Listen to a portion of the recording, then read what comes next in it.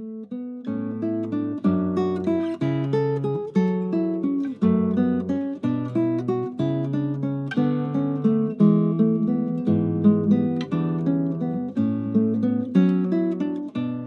nome do Pai, do Filho e do Espírito Santo.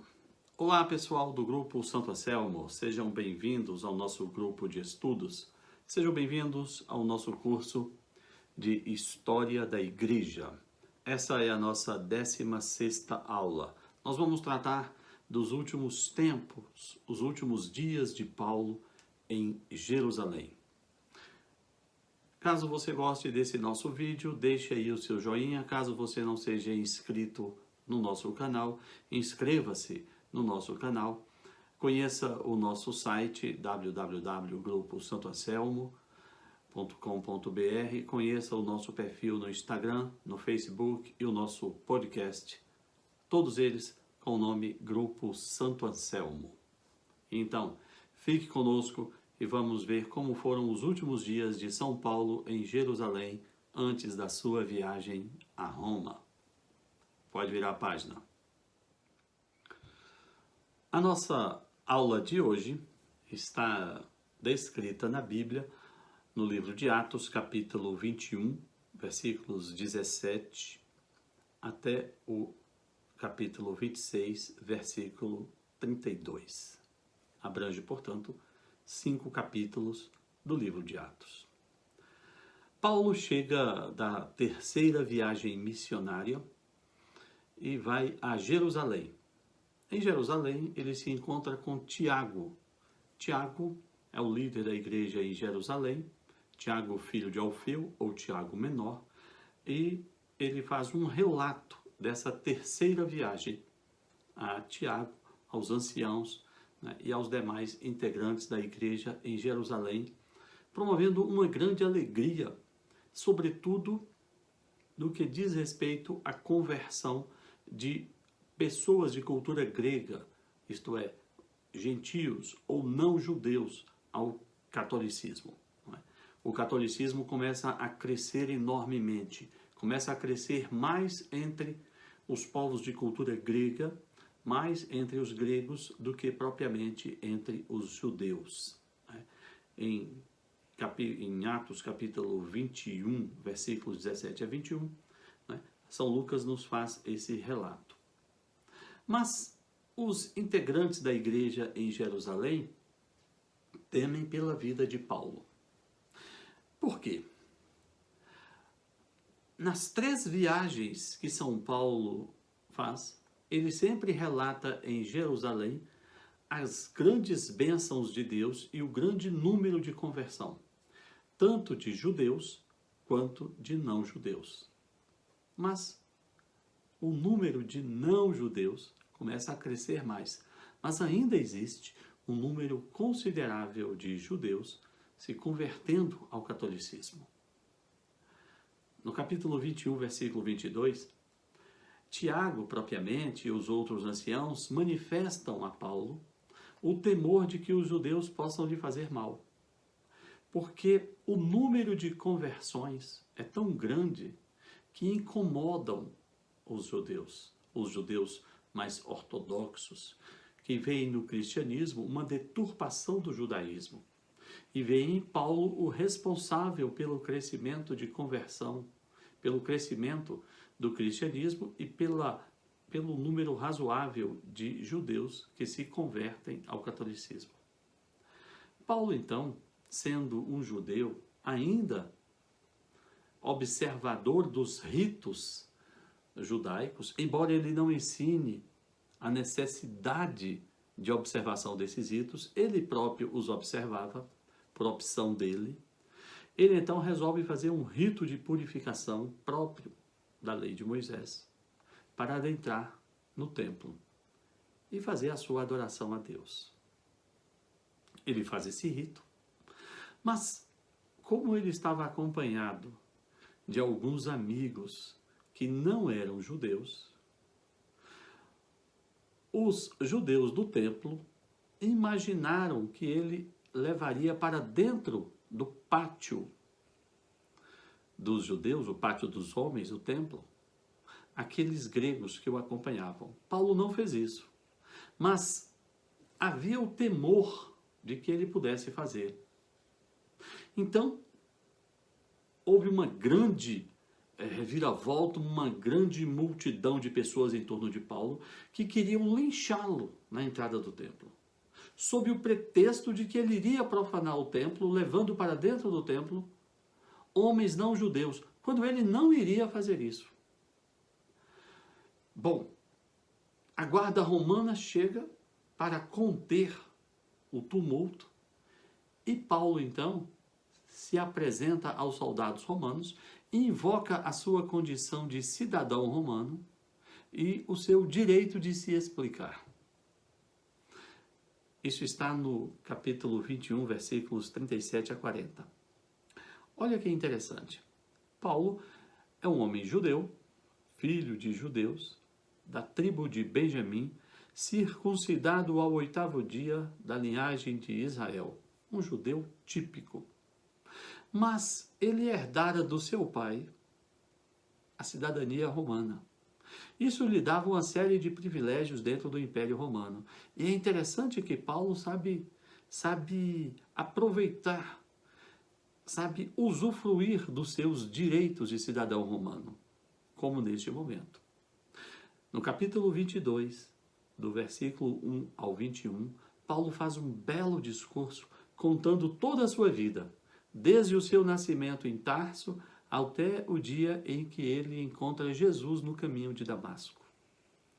No entanto, nada obstante a clareza do discurso de Paulo, a multidão dos judeus insurge contra ele, mesmo protegido pela guarda romana, e os soldados não têm alternativa senão levar Paulo dali. E acaba o discurso por ali mesmo, no ponto em que ele encontra Jesus em Damasco, e Paulo é retirado daquele lugar. Bom, o comandante da guarda, resolvida aquela situação, não sabendo que Paulo era cidadão romano, identificando-o como causador, ou como pelo menos uma das pessoas envolvidas naquele grande tumulto, resolve açoitá-lo. Umas boas 40 chibatadas eram bastante. Paulo, então, está sendo amarrado para ser chicoteado e ele pergunta ao soldado: é lícito açoitar um cidadão romano sem julgamento? Aplicar-lhe uma pena sem o processo e sem o julgamento?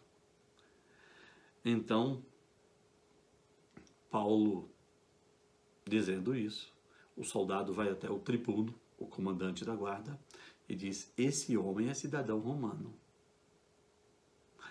O tribuno vem e, com muito medo e respeito, pede desculpas a Paulo. Paulo sabe lidar com o direito do seu tempo. Paulo sabe lidar com as circunstâncias históricas, políticas, geográficas e jurídicas do seu tempo, para fazer valer o seu direito de ensinar o Evangelho. Vira a página. No dia seguinte a essa confusão, o tribuno é um oficial superior. Normalmente a guarda romana em Jerusalém era comandada por um tribuno.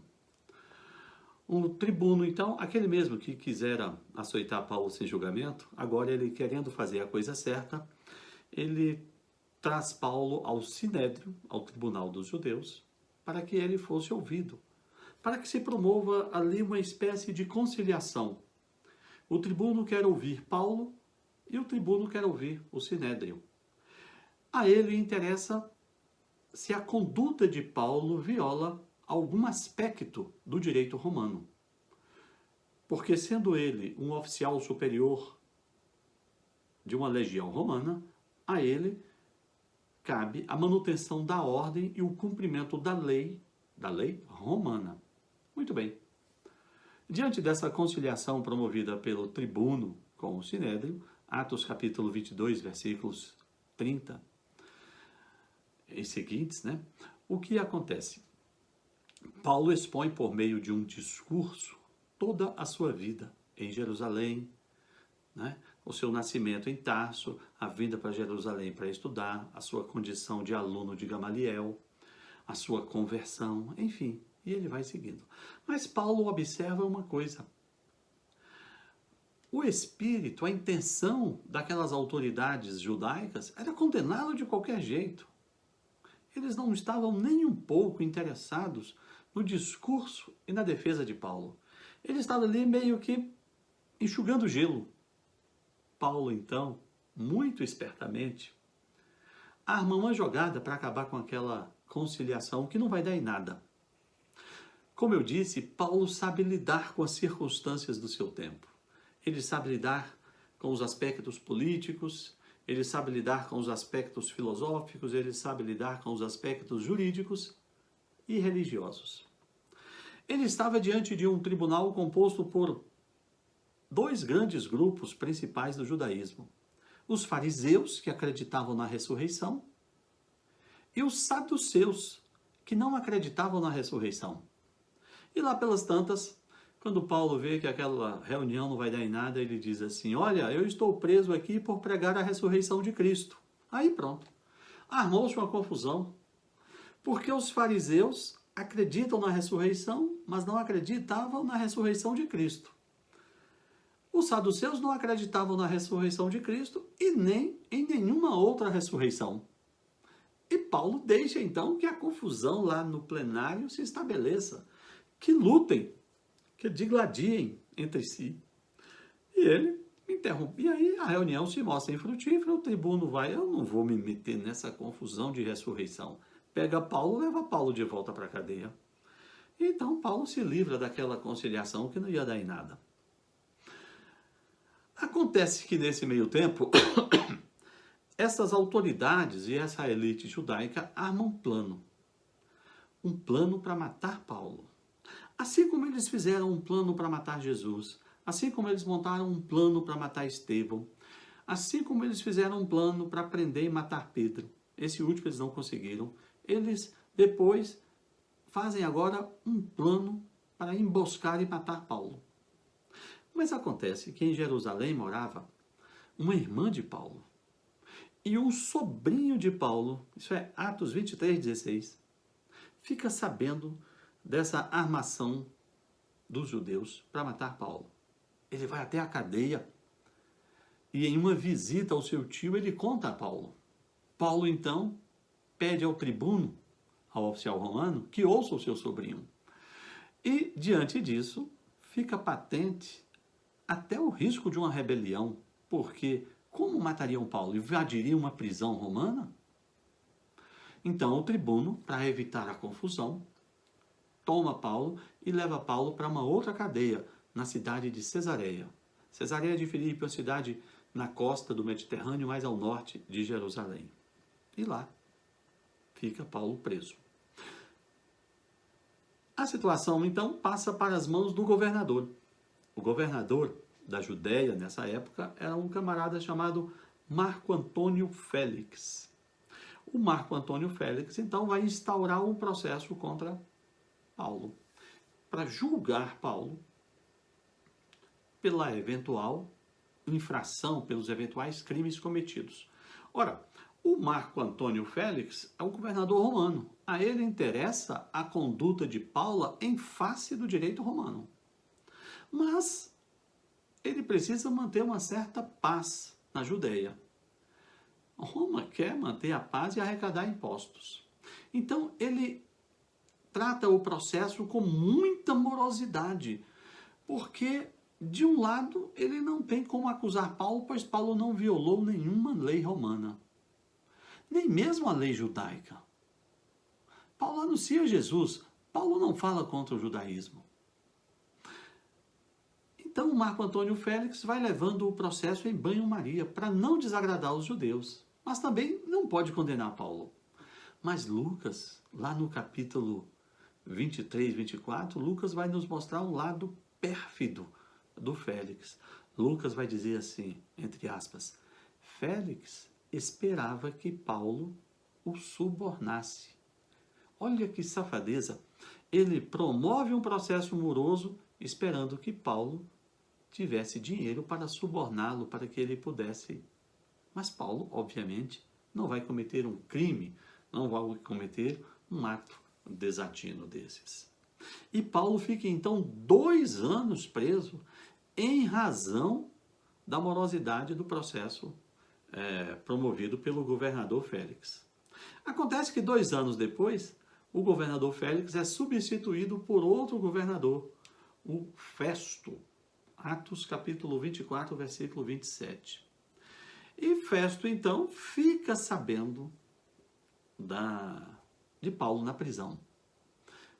Olha só, o Festo assume o poder num determinado dia, assume o cargo, né, toma posse no cargo num determinado dia.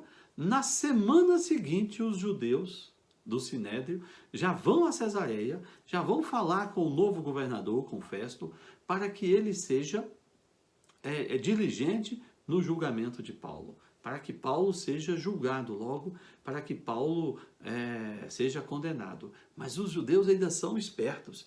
Eles pedem a Festo que faça esse julgamento de Paulo em Jerusalém. Ora, em Jerusalém o risco de tumulto é muito grande, porque a quantidade de judeus é muito maior. E o povo, melhor dizendo, as autoridades judaicas do Sinédrio têm uma espécie de poder sobre o povo. Acontece que Festo é um administrador esperto e ele nega essa possibilidade de levar Paulo para Jerusalém e resolve fazer o julgamento ali mesmo, em Cesareia de Filipe. Muito bem. Tem um aspecto interessante no julgamento de Paulo pelo Festo que eu gostaria de ler, porque é um texto muito bonito e está no capítulo 25, de 6 a 12. Veja só, veja como Lucas descreve esse aspecto. Ele diz assim: Então, Festo ficou com eles não mais de 8 ou 10 dias, depois desceu para Cesareia. No dia seguinte, sentou-se no tribunal e mandou trazer Paulo. Quando Paulo chegou, os judeus que vieram de Jerusalém rodearam-no, apresentando muitas e graves acusações, que, no entanto, não conseguiam comprovar. Paulo se defendeu, dizendo: Eu não fiz nada contra a lei dos judeus, nem contra o templo, nem contra o imperador César. Querendo agradar aos judeus, Festo disse a Paulo: Queres subir a Jerusalém para ser julgado lá em minha presença a respeito dessas coisas? Olha que interessante. O governador Festo tem de julgar Paulo, porque ele é acusado de crime, mas tem de agradar aos judeus. E ele propõe a Paulo que ele seja julgado em Jerusalém. Paulo respondeu: Estou diante do tribunal de César, e é aqui que devo ser julgado. Não pratiquei nenhum crime contra os judeus, como reconheces perfeitamente. Se cometi uma injustiça ou alguma coisa que mereça a morte, não recuso morrer. Mas, se não há nada daquilo de que me acusam, ninguém pode entregar-me a eles. Apelo a César. O cidadão romano tinha o direito de somente ser julgado por um tribunal romano. E tinha o direito de, em última instância, ser julgado pessoalmente pelo imperador. E Paulo, conhecendo o direito romano, o direito do seu tempo, ciente da sua condição de cidadão romano, vendo que Festo, o governador, querendo agradar aos judeus, poderia condená-lo em Jerusalém, ele então apela a César. Então Festo conferenciou com seu conselho e disse: A César apelaste, a César irás. Vira a página. Roma permitia que na Judéia existisse um rei um tanto fantoche, mas existia um rei. E nesse tempo, o rei era o Agripa II. Agripa II era filho de Agripa I, que por sua vez era filho de Aristóbulo, que por sua vez era filho de Herodes o Grande. Aquele Herodes que reinava quando Jesus nasceu, aquele Herodes que mandou matar os inocentes, que levaram Jesus, Maria e José a fugirem para o Egito. Então, Herodes tem um filho que se chama Aristóbulo, que depois tem um filho que se chama Agripa I, e mais tarde tem um filho que se chama Agripa II. E esse Agripa II quer conhecer Paulo. Ele vai a Cesareia com a sua corte, visitar Festo, e lá ele manifesta o interesse de conhecer Paulo. É interessante pensar que 50 anos antes, Pôncio Pilatos mandou Jesus a Herodes.